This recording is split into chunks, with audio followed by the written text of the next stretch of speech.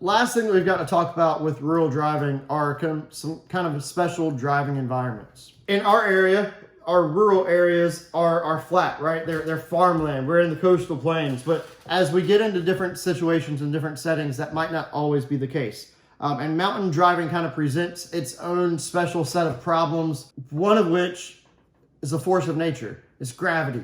Right? As you go up a hill, your car is going to want to slow down. As you're going down a hill, your car is going to want to speed up. And in the mountains, this can be exasperated, right? It can really kind of show up and be more noticeable than maybe the hills that you might run into in kind of the more coastal plains or Piedmont sections of North Carolina. Okay. The other issue that we run into is that as you go down a hill, again down a mountain, you may end up in what we call a switchback, where you've got sharp curves and you kind of zigzag your way down the hill. When you're driving up a mountain, you want to accelerate steadily. Okay, if you don't accelerate steadily, your car is going to slow down. Okay, if the slope is too steep, you're actually going to need to shift into a lower gear. That way you got a little bit more power behind your acceleration. If you can't see around a curve, you need to reduce your speed. Okay, you need to make sure that you move to the kind of the right side of your lane or the outside of the curve. Okay, away the side of the curve that is away from other traffic. Okay, because if they are coming around the curve and they overshoot the curve, then you don't want to end up hitting them head on. And so kind of stay to your right, stay away from oncoming traffic as much as you can. Driving too fast is one of the major reasons that cars in the mountains collide, whether they hit each other or they go off the side of the hill or run into the hill. It's because they were going too fast around curves. All right, you got to keep in mind that if you're behind certain vehicles, okay, whether they're trucks or like 18-wheelers or vehicles carrying trailers or RVs, whatever they are not going to be able to travel as fast as a car or an unloaded truck. And so you've got to be aware of that. Keep 4-second following distance. Okay, that's longer than what we ask you for anywhere else, right? But at least 4 seconds when you and the cars around you, that gives you time to react. If you're traveling kind of below the speed limit, if you're being safe, which is what you should be, but you've got cars piling up behind you, slide over into a pull-out area, because they'll have those occasionally where they've got it's almost like an extra lane off to the right, and you're able to pull off to the side and let the cars pass you and get back on. As you're going downhill, remember gravity is going to pull you down, and so you need to resist that. You do not want to ride your brake or ride your clutch down a hill. Okay, so what you're going to want to do is you're actually going to need to downshift into a lower gear.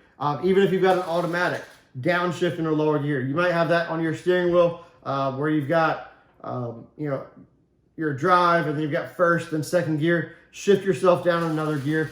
And that's going to help your vehicle kind of mechanically slow itself down without having to use the brakes. If you use the brake, if you heat the brake up, you might have brake failure going down the hill. That's not what you want, to not be able to stop yourself. If large vehicles especially might have problems, and so you might see trucks going down a hill, you might smell burning as you come up on them. That is their brakes or their clutch kind of heating up from the descent, and so they do have the potential for failure. You will have in the mountains a lot of times what we call runaway truck ramps. You'll see these off the side. A lot of times they're filled. They've got mounds in them. They're sand, and they're designed to allow a truck coming downhill to hit them, and it's supposed to kind of engulf them or slow them down, basically bring them to a stop pretty much immediately once they hit it, but in a relatively safe manner. It's gonna jostle them. It might cause some damage to the truck, but it's not gonna be a sudden stop. It's not gonna be them hitting a wall or a tree or going off the side of the mountain. All right, weather in the mountains is another big thing. Snow and ice, obviously, but fog as well. Make sure you're paying attention to those. If weather conditions aren't perfect, you know what I'm gonna say, you need to slow down. Okay, as you get in the mountains, altitude can also be a factor. All right, as you get higher, as the air gets a little bit thinner, it might lead to headaches, it might lead to shortness of breath.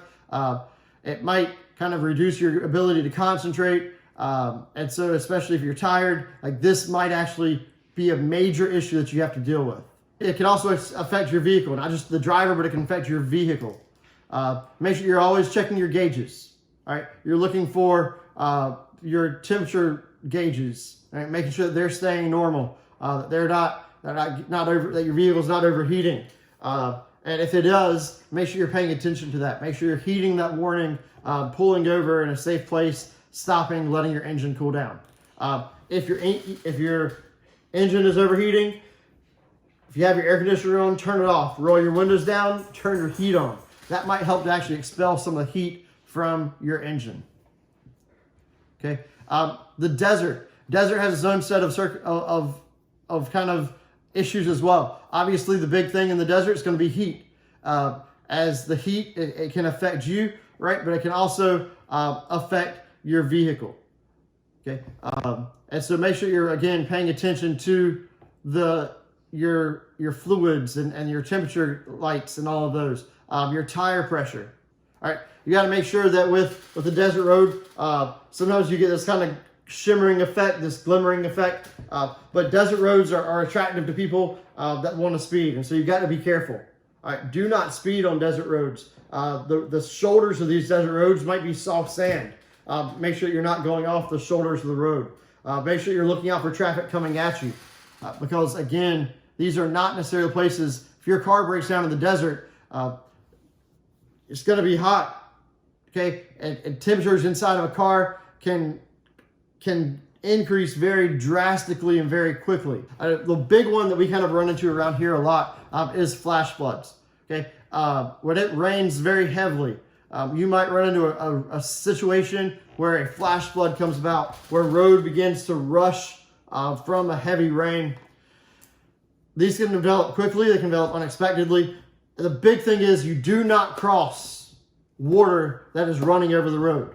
You do not know what it's doing to the road.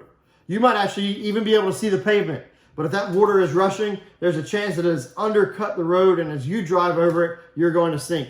It actually does not take much water, just a couple of inches, for your car to potentially separate from the road. If you separate from the road, you've lost traction. All right, you'll start doing what we call hydroplaning, where your vehicle without traction is just kind of left to its own devices.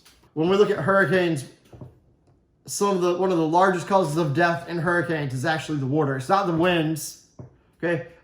It's the water as it rises at the beach, as it rises in areas, low-lying areas, but also as people decide to drive through it. I can remember distinctly back with Hurricane Florence, but I remember watching a news article that really kind of devastated me. It was a young mother that had a son in the car.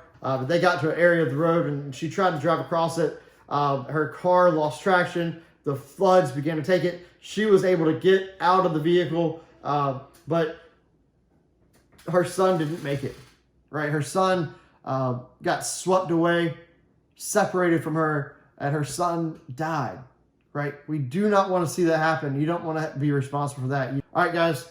So that is kind of the rural driving section. Thank you guys for paying attention. I know it's a lot. We'll talk in a second about interstate driving.